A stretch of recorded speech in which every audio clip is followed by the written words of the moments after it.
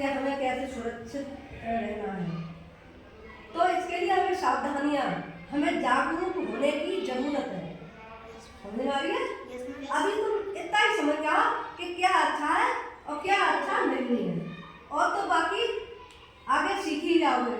अभी तुम छोटे हो तो इतना ही जान जाओ कि हम मतलब गलत और सही को अंतर समझें। अब देखो, अभी हमने तुम्हें नाटक एक कराया है ना, उसके अंतर्गत क्या तुमने पाया, क्या सीखा कि हमें पास पड़ोस रिश्तेदार कोई भी अदर व्यक्ति, अनजाना व्यक्ति ही नहीं, जान पहचान वाले भी गलत हरकतें कर देते हैं। गलत हरकतों का मतलब होता है गंदी जगह छूना और तुम्हें आगे पीछे बुलाना, और अच्छी बातें नहीं करते हैं, वो ऐसी बातें करते हैं वो तुम्हें अच्छी नहीं लगेगी। ठीक है? तो देखो, हमारे इन चीज़ों के लिए रोकने के लिए कुछ एक्ट भी बने। उसमें एक पॉक्सो एक्ट है। पॉक्सो एक्ट क्या होता है? देखो, ये 18 वर्ष से कम उम्र के सभी बच्चों को यौन अपराध से सुरक्षा देता है। यौन अपराध का क्या है? सुरक्षा देता है। कोई भी हमें हमारे प्राइवेट पार्ट को नहीं छू सकता है। ठीक है? यह 2012 में लागू हुआ था और 2019 में इन सजाओं को और बड़ा कर दिया था। ठीक है? तो देखो, पॉक्सो किन किन अपराधों को कवर करता है? तो देखें कि एक तो यौन उत्पीड़न हो गया, जो जबरदस्ती जो खींच के आगे पीछे ले जाते हैं, और दूसरा अश्लील हरकतें करते, छेड़छाड़ करते, चलते फिरते बस और टेम्पो टैक्सियों में, है ना, ऐसे करके छेड़छाड़ करते हैं। ऑनलाइन शोषण करते हैं, जैसे तुम्हारा कहीं भी आईडी बना के तुमने कुछ मोबाइल पर करना शुरू किया तो तुम्हारा आईडी हैक करके और तुम्हें ब्लैकमेल करते हैं, कहते हैं हम तेरी शादी नहीं होने देंगे, तू ये कर, यहाँ आ जा, वहाँ आ जा, ऐसी बहुत तरह की बातें वो डरा डरा के तुमको रखते हैं। इसको कहते हैं ब्लैकमेल। डरा डरा के रखते हैं, उसको ब्लैकमेल कहते हैं। ठीक है? अब इस पॉक्सो से क्या सजा मिलेगी? अगर तुम मतलब किसी को बता देते हो, किसी व्यक्ति का नाम दे देते हो, वो वास्तव में तुम्हारे साथ गलत तरीके से व्यवहार कर रहा है, तो उसको 3 साल से लेकर के उम्र कैद तक उसको सजा हो सकती है। कितनी?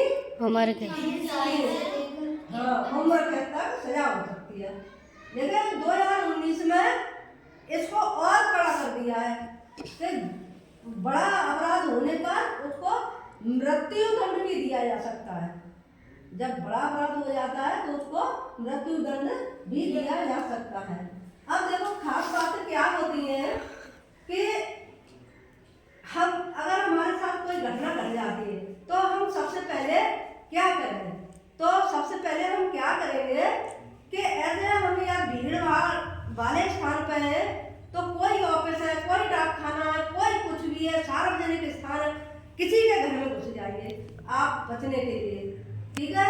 और उसके अलावा अगर तुम ऐसी जगह पे वहाँ भीड़ भाड़ ज़्यादा नहीं है तो आप दौड़ेंगे, चिल्लाएंगे और कोई भी धैर्य नहीं छोड़ेंगे, घबराएंगे नहीं। समझ में आ रही है? घबराएंगे नहीं, घबरा गए तो मर गए समझ लो। तो आपकी जो चिमटी वाली पेन है और भी चीजें, पेन है, कस के उसके मुंह पर ही बात करेंगे, छोटे भले पड़ रहे उटक के देंगे, खूब उचक के। तो क्या है, इससे वो थोड़ी देर के लिए भड़बड़ा जाएगा, उतनी देर में आप वहां से भाग लेंगे। भागने के बाद में आप क्या करेंगे? चिल्लाएंगे जोर जोर से, बचाओ बचाओ, मुझे पकड़ रहे हैं। ठीक है?